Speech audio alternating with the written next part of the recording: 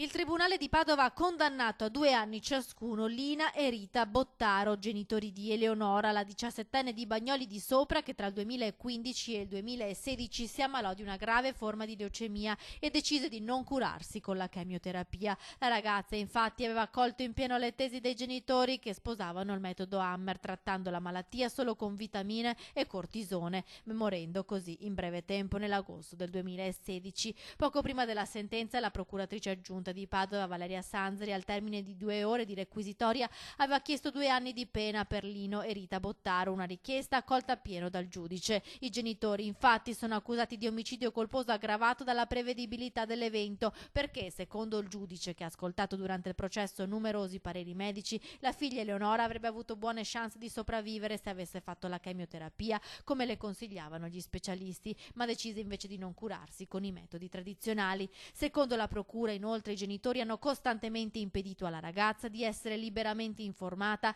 e di fare le proprie scelte in maniera consapevole e libera.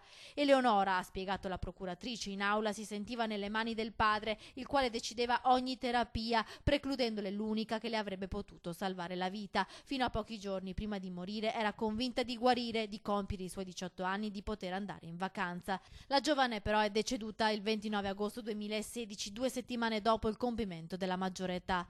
Credo nella giustizia divina, non ho sbagliato nulla, rifarei tutto quello che ho fatto, solo Dio sa quanto ha sofferto mia figlia. Questo l'unico commento di mamma Rita Bottaro al termine dell'udienza, conclusosi con la condanna a 2 anni per entrambi.